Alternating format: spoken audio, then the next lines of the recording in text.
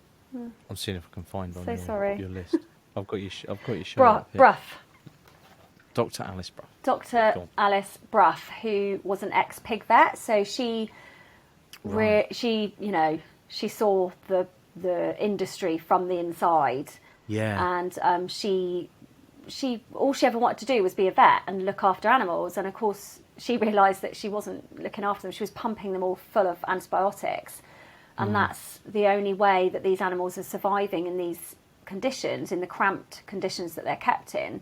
And even, in her words, even in organic or free range or lovely little small farms that you'd think would be really high welfare standards, she was shocked, and she'd have to, come and sort of put them down and do a sort of biopsy post-mortem or whatever you call it on the farm. And it just sounded horrific. And she just got to a point where she was like, I can't do this anymore. This is wrong, not only for the animals, but God, imagine if antibiotics no longer work. We could be dying of a cut on our leg, this is, or a throat infection. It needs to stop. And just some of the statistics, the amount of antibiotics we're using for animals. But you go to the doctors and they're like, we don't like to prescribe antibiotics too often. And I'm thinking, go to the pig farm down the road and look at how much they're using. So she gave it up, became an activist. She's done marches, she's done talks, she's been in a few different films now. One was with, I can't remember his first name, Lockwood. Alex Lockwood. End of Medicine. Yes, The End of Medicine. Have you seen that one? Yeah. I haven't seen it yet, but I've had Alex on the show before, and I'm desperate to get him back on when that film comes out in the UK. Yeah. I think he's trying to secure a deal to have it out in the UK at the moment, but it feels like a real potential pivotal watershed type film, because people just aren't making that link at all. No, I hope it is, because it's just shocking, and with the pandemic we've just been through, and how much that's affected people, on so many levels, not just losing their jobs or losing loved ones, but mental health. Having a teenager who sort of turned from a child to a young woman during lockdowns, and she's just sat in her bedroom, and it's affected her massively. So yes, that was another one. I think the sort of activists, really, I really admire them when I speak to them, and I just think, wow, how do you do that? Juliet Galatly from Viva, going into these factory farms undercover. I just couldn't do it. I feel upset even just thinking about it. VFC, who's Matthew Glover, founder of Veganuary. He does a lot of activism now, which is amazing. And sometimes feel like I should do a bit more, but I think I'm not sure I've got the stomach for it. So I'll keep doing this form of activism, I think. Well, I was going to say, I think there's sort of a voice for everybody, really, and sometimes those voices help, I think, perpetuate our veganism who are already in the community. But if I think back to my non-vegan days, some of that activism might have turned me off back then, but now it perpetuates things. And actually, a magazine like Vegan Food and Living might have had a better cut through with me, back in my non-vegan days. So I think there's different strokes for different folks, as it were. Like, I think there's all kinds of forms, isn't there? As long as you're showing up and talking about it, and that's ultimately, you've made that big commitment to do it every day, for your job, and that's I commend you for that. I think that's in its own way, like, what more activism can you do sort of than do it every day? Yeah, like you say, food can be a real way in for people because it's not too scary. And I think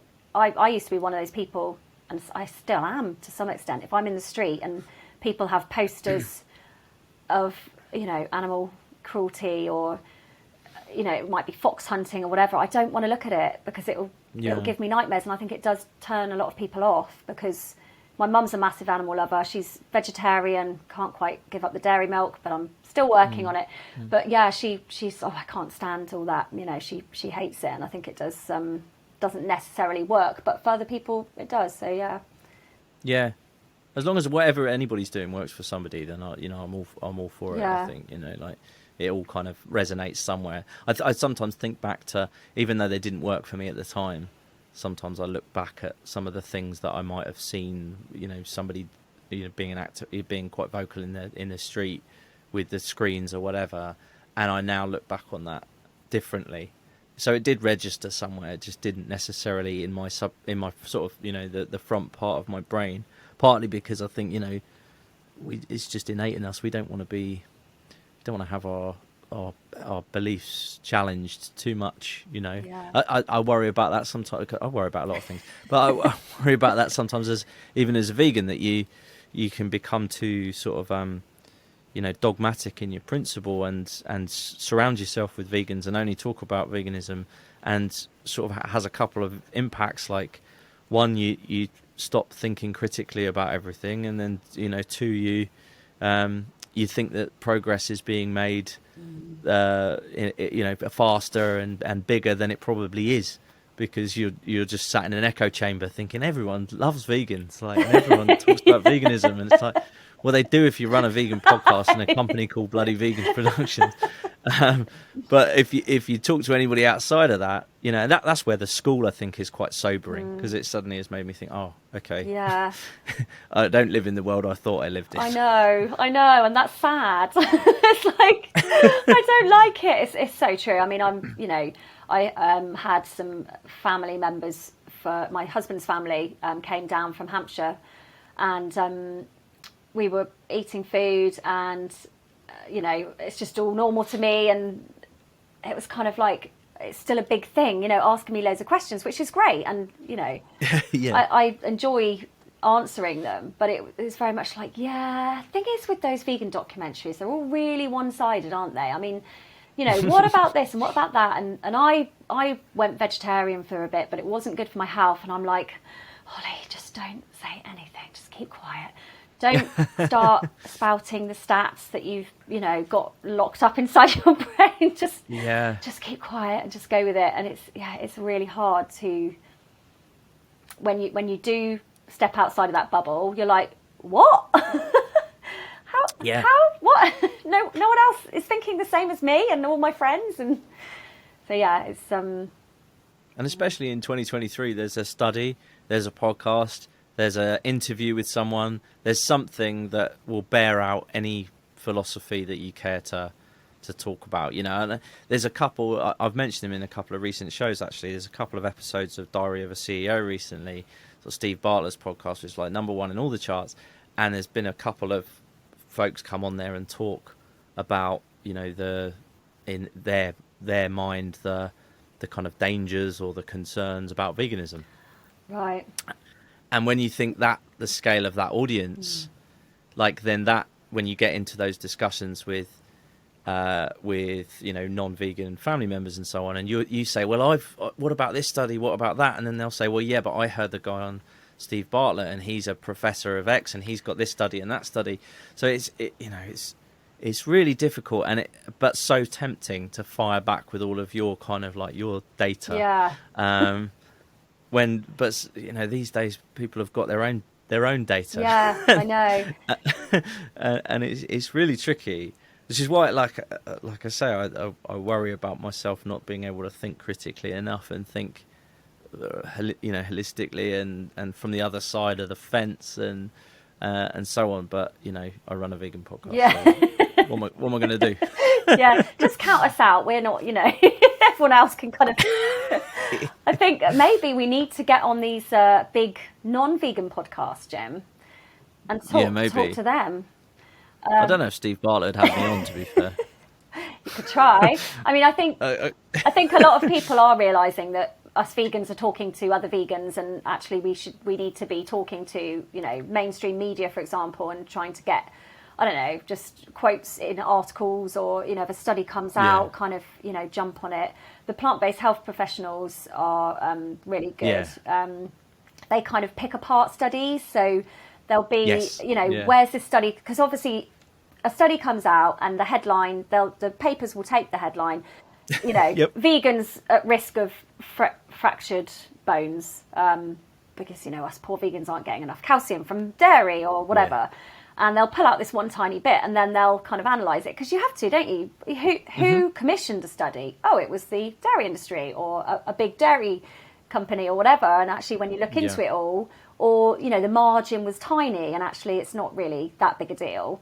So but who's going to take the time to do that? Your standard person going about their life. No, exactly. Yeah, and I've yet to see a study funded by Big Kale, so but it tends to be the other way, and you're absolutely right. The plant-based health professionals are often my go-to for those sorts of things, for a bit of hopefully trusted advice, where they'll cite Dr. Desmond or Shireen Kazam is always here's the 5-6 studies that are counter to that particular one. That one's got a sample size of 200 people, and 3 of them were vegans who only ate chips, and whatever it was, one of those being me. But anyway, so true. Before I get to navel gazing and go down the kind of like Moby route and get depressed, and I'll let you get on with your day. But where would folks go about finding a little bit more of the Simply Vegan podcast and Vegan Food and Living? Like I said, most people are going to know this stuff already. I'm sure they've already seen the magazine and listened to the podcast. But for folks who don't know, let's let them know. Yeah, sure. So veganfoodandliving.com is our website, and everything's on there. You can access the podcast. You can also download it on any platform, Apple. Just shout at your smart speaker to play the latest episode. And the magazine is stocked in all the major supermarkets, and you can subscribe online at, I think if you go to veganfoodandliving.com/podcast, you can try an issue for 99p. And then if you subscribe, you get loads of perks and things. So and you obviously save money. So I'm all for that. So I'll pop some links in the show notes. That'd be great. Thanks so much, Holly. It's been awesome chatting with you. Thanks, Jem. Yeah, it's been really good.